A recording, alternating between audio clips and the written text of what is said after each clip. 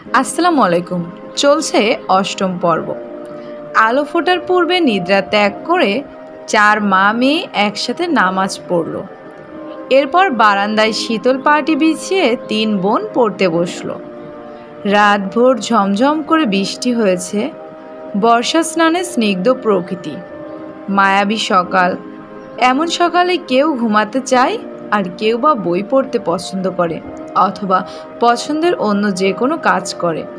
পূর্ণার ঘুমাতে ইচ্ছা করে, পড়া একদমই সহ্য হচ্ছে না। পড়া থেকে উঠেই সে মনোবাসনা পূর্ণ করতে বিছানায় গা এলিয়ে দিল। সাথে সাথে ঘুমে হারালো। পদ্মজা অনেক ডাকলো, উঠল না। এদিকে স্কুলে যাওয়ার সময় হয়েছে। হেমলতা বাইরে থেকে উকি দিয়ে প্রশ্ন করলেন, পূর্ণা ঘুমে? জি আম্মা। সে জানে না স্কুল আছে? তবুও কোন আক্কেলে ঘুমালো? মায়ের কঠিন স্বরে পদ্মজা ভয় পেল, পূর্ণার নির্ঘাত মার খাবে আজ। সে হেমলতাকে আশ্বস্ত করে বলল, তুমি যাও আম্মা, পূর্ণা কিছুক্ষণের মধ্যে তৈরি হয়ে যাবে। হেমলতা জানেন পূর্ণা এত সহজে ঘুম থেকে উঠবে না। অহরহ এমন হয়ে আসছে। যতই আদর করে ডাকা হোক না কেন, বৃষ্টিমাখা সকালে তার ঘুম ছুটানো যায় না। বাঁশের কঞ্চি পূর্ণা খুব ভয় পায়। কঞ্চির বাড়ি না খাওয়া অবধি ঘুম পূর্ণাকে কিছুতেই ছাড়বে না। এজন্য ভূত ছাড়ানোর মতো হেমলতা বাঁশের কঞ্চি আনতে যান। এদিকে পদ্মজা ডেকেই যাচ্ছে, পূর্ণা ওঠ, মারটা খাওয়ার আগে ওঠ। এই পূর্ণা, পূর্ণা রে, পূর্ণা ওঠ। পূর্ণা পিটপিট করে চোখ খুলে আবার ঘুমিয়ে যাচ্ছে। প্রেমা এই ব্যাপারটা খুব উপভোগ করে। একটা মানুষ এত ডাকাডাকিতেও কি করে না জেগে থাকতে পারে। সে নিষ্কম্প স্থির চোখে তাকিয়ে আছে বড় 2 বোনের দিকে। হেমলতা হাতে বাঁশের কঞ্চি নিয়ে ঘরে ঢুকেন। তা দেখে পদ্মজা পূর্ণাকে জোরে চিমটি দিল। পূর্ণা মুখে আসূচক বিরক্তিকর আওয়াজ তুলে আবার ঘুমিয়ে গেল। তুই সর পদ্ম, ও মারের যোগ্য, পিটিয়ে ওর ঘুম ছুটাতে হবে। পদ্মজা মায়ের উপর কিছু বলার সাহস পেল না। দূরে গিয়ে দাঁড়ালো। হেমলতা পূর্ণার পায়ের গোড়ালিতে বাড়ি দেন। প্যাচ করে আওয়াজ হয়। পদ্মজা ভয়ে চোখ বুজে ফেলল। পা ছিঁড়ে গেছে বোধহয়। ঘুমন্ত পূর্ণার মস্তিষ্ক জানান দেয় আম্মা এসেছেন এবং তিনি আঘাত করছেন। সে চোখ খোলার আগে দ্রুত উঠে বসল। চোখ খুলতে খুলতে যদি দেরি হয়ে যায়। এরপর চোখ খুলল। বোকাশোকা মুখ করে মায়ের দিকে তাকালো পরিস্থিতি বুঝতে। পদ্মজা ঠোঁট টিপে হাসছে। প্রেমা জোরে হেসে উঠল। হেমলতা তীক্ষ্ণ চোখে তাকাতেই হাসি থামিয়ে দিল। পূর্ণা ভীতু কণ্ঠে বলল, আর হবে না আম্মা। সে তো প্রতিদিনই বলিস। এমন সময় ঘন মেঘে আকাশ ছেয়ে গেল। পূর্ণা প্রেমা মনে মনে খুশি হলো, আজ আর স্কুল যেতে হবে না। বাড়ি থেকে 2 ক্রোশ দূরে স্কুল। আম্মা নিশ্চয় যেতে না করবেন। পূর্ণা খুশি লুকিয়ে প্রশ্ন করল, আম্মা, মেঘ আসবে মনে হয়, যাবো স্কুলে? মেঘ কি করলো তোকে? যাবি স্কুলে। হেমলতা চলে যেতে পূর্ণা ভুরু কুঞ্চন করলো, থম মেরে বসে রইল। পদ্মজা তাড়া দিল, বসে আছিস কেন, জলদি কর, নয়তো আবার পিটানি খাবি। পূর্ণা বিরক্তি নিয়ে তৈরি হলো। 3 বোন স্কুলের দিকে রওনা দিল। বর্ষাকাল চলছে। রাতে বিরতিহীনভাবে বৃষ্টি হয়েছে। রাস্তায় প্রচুর কাদা জমেছে। পথ চলা কষ্টকর। 3 বোন হাতে জুতা নিয়ে পা টিপে হাঁটছে। পিছলে পড়ে বই খাতা নষ্ট করার ভয় কাজ করছে মনে। অর্ধেক পথ যেতে না যেতেই আকাশ ভেঙে বৃষ্টি নামলো। পদ্মজা পথের পাশ থেকে বড় কচু পাতা ছিঁড়ে নিল 3টা। 3 বোন কচু পাতায় মাথা আড়াল করলো, কিন্তু দেহ বই খাতা আড়াল করা গেল না। ভিজে একাকার হয়ে যাচ্ছে। পূর্ণা বিরক্তি প্রকাশ করলো, ধ্যাত, ভিজে স্কুলে গিয়ে লাভ কি আপা? দেখ পায়জামা হাঁটু অবধি কাদা, আর বৃষ্টির পানি দিয়ে কি হয়েছে। পদ্মজা চিন্তিত ভঙ্গিতে বলল, বুঝতে পারছি না কি করব। স্কুলে যাব নাকি বাড়ি ফিরব? আপা বাড়ি যাই, বলল প্রেমা। পদ্মজা ভাবল, এরপর 2 বোনকে বলল, ভিজে তো কতবারই গেলাম, আজও যাই, সমস্যা কি? অজ্ঞতায় স্কুলে যেতেই হলো। স্কুল ছুটির আগেও বৃষ্টি পুরোপুরি থামেনি। তখন গুড়ি গুড়ি বৃষ্টি পড়ছিল। বৃষ্টিতে ভিজে ভিজেই বাড়ি ফেরার পথ ধরল দুই বোন। প্রেমার 1 ঘন্টা আগে ছুটি হয়েছে। পদ্মজা নিচু কণ্ঠে জিজ্ঞাসা করল, আব্বা আসছিল স্কুলে? আসছিল, প্রেমারে নিয়ে গেছে। তোর সাথেও দেখা করলো? পদ্মজার গলাটা করুণ শোনালো। পূর্ণার মন খারাপ হয়। আব্বা কেন তার এত ভালো আপাকে ভালোবাসেন না? পূর্ণা পড়ে যাবি, সাবধানে হাঁট। পদ্মজা সাবধানী বাণী দিতে দিতে পূর্ণা ধপাস করে কাদামাটিতে পড়ল। পদ্মজা আঁতকে উঠল। পূর্ণার পা নিমিষে ব্যথায় টনটন করে ওঠে। পদ্মজা পূর্ণাকে তোলার চেষ্টা করে। পদ্মজাকে আঁকড়ে ধরে উঠতে পারছে না পূর্ণা। কাঁদো কাঁদো হয়ে পদ্মজাকে বলল, আপা, পা ভেঙে গেল মনে হয়, কি ব্যথা করছে। মুচকেছে বোধহয়, ঠিক হয়ে যাবে, উঠার চেষ্টা কর, আমার গলা ধরে চেষ্টা কর। গ্রামের পথ, গুড়ি গুড়ি বৃষ্টি, পথে কেউ নেই। গৃহস্থরা ভাত ঘুম দিয়েছে। সামনে বিলে থই থই জল, তার পাশে ক্ষেত, ডানে বামে কাদামাটির পথ, পিছনে ঝোপঝাড়। পদ্মজা সাহায্য করার মতো আশেপাশে কাউকে দেখতে পেল না। পূর্ণা পা সোজা করার শক্তি পাচ্ছে না। পায়ে প্রচণ্ড ব্যথা, ঠোঁট কামড়ে কাঁদছে সে। পদ্মজা না পারছে পূর্ণাকে তুলতে, আর না পারছে পূর্ণার কান্না সহ্য করতে। সে মনে মনে আল্লাহর কাছে সাহায্য প্রার্থনা করছে। পদ্মজার উৎসাহে পূর্ণা মনকে শক্ত করে পায়ের পাতা মাটিতে ফেলল। সাথে সাথে শরীরে ব্যথার বিজলি চমকালো। আপারে, পারছি না, আমার পা শেষ, মরে যাব আমি। এসব বলিস না, পায়ের ব্যথায় কেউ মরে না। আহত পা ফুলে 2 ইঞ্চি উঁচু হয়ে গেছে।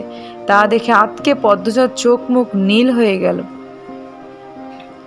তার কান্না পাচ্ছে খুব। পদ্মজার পূর্ণার পায়ে আলতো করে চাপ দিতেই পূর্ণা চেঁচিয়ে উঠল, একটু সাবধানে হাঁটলে কি হতো। ইস, এখন কি কষ্টটা হচ্ছে আপা, পা ব্যথা খেয়ে নিচ্ছে।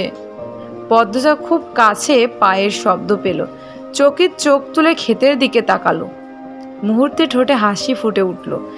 সে পূর্ণাকে বলল, পূর্ণারে, আম্মা আসছে। হেমলতাকে দেখে পূর্ণার কলিজায় পানি এলো। মনে হলো মাকে দেখেই ব্যথা অনেকটা কমে গেছে। হেমলতা ছুটে আসেন, পূর্ণার মাথায় হাত বুলিয়ে বলেন, কিছু হয়নি, এসব সামান্য ব্যাপার। এরপর পদ্মজাকে বললেন, তুই বইগুলো নে।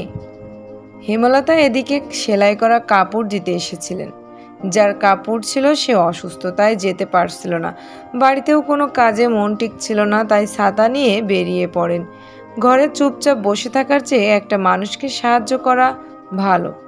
ফেরার পথে তিনি দূর থেকে দেখতে পেলেন 2টো মেয়েকে। একটা মেয়ে পথে বসে আছে, আর একটা মেয়ে পাশে। বিপর্যস্ত অবস্থা তাদের। মেয়ে দুটিকে চিনতে পেরে বুক কেঁপে উঠল। পথ দিয়ে আসলে দেরি হবে, তাই তিনি ক্ষেতের পথ ধরেন। পূর্ণা ব্যথায় যেন নিঃশ্বাস নেওয়ার শক্তি পাচ্ছে না। একটা ভ্যান পাওয়া গেলে খুব উপকার হতো। 2 মিনিটের মাথায় ভ্যানের দেখা মিলল। অনেক দূরে ভ্যানের অবস্থান। ভ্যানের চিত্রা, লিখন সহ আরও 2 জন। তারা মাতবার বাড়িতে গিয়েছিল। যখন কাছাকাছি ভ্যানের অবস্থান, তখন চিত্রা পদ্মজা আর তার মা বোনকে দেখল। উদ্বিগ্নতা নিয়ে ভ্যান থামাতে বলল। লিখনের নজরে ব্যাপারটা আসতেই সে তাড়াহুড়ো করে ভ্যান থেকে নামলো। চিত্রা আগে আগে এগিয়ে আসে, চোখে মুখে আতঙ্ক নিয়ে বলল, পূর্ণার কি হয়েছে? পদ্মজা বলল, কাদায় পড়ে পা মচকেছে। হেমলতা, চিত্রা, পদ্মজা এবং পূর্ণাকে তুলে দিয়ে লিখন সহ বাকি 2 জন সহকর্মী ভ্যান ছেড়ে দিল। তারা হেঁটে ফিরবে। পা ব্যথা অনেকটা কম লাগছে। 2টি বালিশের উপর পা রাখা। ব্রেস নেই বিধায় ব্রেসের মতো কাপড় বেঁধে দিয়েছেন হেমলতা। যা ব্যথা পেয়েছে, কয়দিন বোধহয় স্বাভাবিকভাবে হাঁটতে পারবে না। হেমলতা মুখে তুলে খাইয়ে দিলেন। এরপর বললেন, এবার খুশি? স্কুলে যেতে হবে না, কাজ করতে হবে না, সকালে উঠে পড়তে বসতে হবে না। পূর্ণা রাজ্যের দুঃখ নিয়ে বলল, সব ঠিকই আছে, কিন্তু এখন আমি টিভি দেখতে যাব কি করে? কোনো সাড়া না পেয়ে পূর্ণা বুঝতে পারল সে মুখ ফসকে ভুল জায়গায় ভুল কথা বলে ফেলেছে। সে বিব্রত হয়ে উঠল, ঢোক গিলল। এরপর কাচুমাচু হয়ে মিয়ে যাওয়া গলায় বলল, মোটেও খুশি হইনি। বিকেলে মগা এসে জানালো মুন্নার বাপ খুন হয়েছে।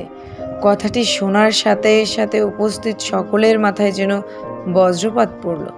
পঙ্গু ভিক্ষুক অসহায় মানুষটাকে কে মারল? এমন মানুষের শত্রু কে থাকে? এমনই শত্রু যে একদম মেরে ফেলল। হেমলতা শ্বাসরুদ্ধকর কণ্ঠে প্রশ্ন ছুড়লেন, কখন? মগা বলল, দুপুরের কথা। দুপুর 2টো কি 3টায় গ্রামবাসী জানতে পারে এই ঘটনা। আস্তে আস্তে সব গ্রামে খবর যাচ্ছে। লাশ নোয়াপাড়ার ধান খেতে পাওয়া গেছে। মুন্নার আত্মীয় বলতে কেউ নেই। দুঃসম্পর্কের যারা আছে তারা মুন্নার দায়িত্ব নিতে চাইল না। মাতবার মুন্নার ভার নিতে চেয়েছিলেন, কিন্তু মুন্না পদ্মজাদের বাড়ি থাকতে চায়। হেমলতা সানন্দে নিয়ে আসলেন মুন্নাকে। এখন থেকে মুন্না এই বাড়ির ছেলে। পদ্মজা পূর্ণা খুব খুশি হলো, কিন্তু খুশি হলো না প্রেমা। মুন্না প্রেমা সমবয়সী। প্রেমা ভাবছে তার আদরের ভাগ বসাতে মুন্না এসেছে। হেমলতা ব্যাপারটা বুঝতে পেরেছেন, তাই পদ্মজাকে বললেন, প্রেমার পছন্দ হচ্ছে না মুন্নাকে, দুজনের মধ্যে সখ্যতা করে দিস, যাতে একজন আরেকজনকে আপন চোখে দেখে। পদ্মজা আশ্বস্ত করে বলল, কয়দিনে মিশে যাবে দুজন। পূর্ণা ব্যথায় ঘুমাতে পারছে না। প্রেমা মুন্না ঘুমে। মুন্না খুব কেঁদেছে, এখন ক্লান্ত হয়ে বেঘরে ঘুমোচ্ছে। রাত তো কম হলো না। পূর্ণা মা বোনের বৈঠক দেখে বলল, আম্মা, মুন্নার নতুন নাম রাখা উচিত। কেন? এখন থেকে মুন্না আমাদের ভাই, আমাদের নাম প দিয়ে, তাইলে ওর নামও প দিয়ে হবে, তাই না পা? হেমলতা হেসে বলেন, তুই নাম রাখ। তাহলে রাখছি তো, প্রান্ত মোড়ল। মুন্নাকে জানা সকালে, রাজি হলে এরপর সবাই না হয় ডাকবো। রাজি হবে না মানে পিটিয়ে রাজি করাবো। হেমলতা মৃদু হাসলেন। পূর্ণা অসুস্থ হলে খুব কথা বলে, মুখ বন্ধ রাখতেই পারে না। অনেক বছর আগের ঘটনা বা কয়েক বছর পর কি হবে তা নিয়ে অনবরত কথা বলতে থাকে। গহীন অন্ধকার। আজ বোধহয় অমাবস্যা। হেমলতা কালো চাদরের আবরণে ঘাপটি মেরে বারান্দায় বসে আছেন, হাতের কাছে ছুরি লাঠি। গত 3 দিন ধরে তিনি ঘরের পাশে পায়ের আওয়াজ শুনছেন। তখন ঘরে মোর্শেদ ছিল, একজন পুরুষ ছিল, বুকে সাহস ছিল। আজ মোর্শেদ নেই। মুন্নাকে বাড়িতে আনাতে তিনি ঝগড়া করে বাড়ি ছেড়েছেন। কবে ফিরবেন ঠিক নেই। আজ কিছুতেই ঘুমানো যাবে না। হাতে নাতে সন্দেহকারীকে ধরে এই বিপদ থেকে মুক্ত হতে হবে। কিন্তু অনেকক্ষণ হলো কেউ আসছে না। চোখ বুজে আসছে হেমলতার। সারাদিন অনেক খাটুনি গেল। কাদামাটিতে ছপছপ শব্দ তুলে কেউ আসছে। হেমলতা সতর্ক হয়ে উঠেন, শক্ত হাতে লাঠি ও ছুরি ধরেন। পায়ের শব্দটা কাছে আসতেই তিনি বেরিয়ে আসেন। অন্ধকারে পরিষ্কার নয় মুখ। আন্দাজে ছুঁড়ে মারেন হাতের লাঠি। লাঠিটা বেশ ভালোভাবেই পড়ল সামনের জনের উপর। পিছনের জন দৌড়ে পালালো। লোকটি আর্তনাদ করে বসে পড়ল মাটিতে। পরক্ষণেই পালানোর চেষ্টা করল, কিন্তু পারল না হেমলতার জন্য। হেমলতা দ্বিতীয় লাঠি দ্বারা আবার আঘাত করলেন। তার তীক্ষ্ণ দৃষ্টি স্থির। আহত ব্যক্তির আর্তচিৎকার শুনে বাড়ির ভেতর থেকে ছুটে আসে সবাই। টর্চের আলোতে চারিদিক আলোকিত হয়ে উঠল। হেমলতা স্বাভাবিক ভঙ্গি নিয়ে দাঁড়িয়ে আছেন। তিনি যেন জানতেন এই লোকেরই আসার কথা ছিল। শুটিং দলকে তিনি আজই বের করবেন, তবেই শান্তি। পদ্মজা, প্রেমা, মুন্না বেরিয়ে আসে। পূর্ণা ঘরেই রইল। পদ্মজা ডিরেক্টর আবুল জাহেদকে দেখে চমকালো। তখন কোথা থেকে আগমন ঘটল মোর্শেদের। চলবে ইলমা বেহরোজ। আমি জানি আমার অন্যান্য ভয়েসগুলোর থেকে এই ভয়েসটা অনেক বেশি খারাপ হয়েছে, তো আপনারা ক্ষমা সুন্দর দৃষ্টিতে দেখবেন। আসলে গলায় সমস্যা হয়েছে, যে গলা ভেঙে যায় না, ওই সমস্যাটা আমার অনেক দিন ধরেই, প্রায় 1 থেকে 1.5 মাস ধরে, তাই জন্য আমার ভয়েসটা ভালো আসছে না। আর এবার থেকে চেষ্টা করব পর্বগুলো রেগুলার দেওয়ার। আসলে কথা দিয়ে কথা রাখতে না পারার জন্য আমি খুবই দুঃখিত। 1 মাস ধরে দেব করে দেয়া হয় না। নেক্সট পর্বগুলো খুব তাড়াতাড়ি দেওয়া হবে।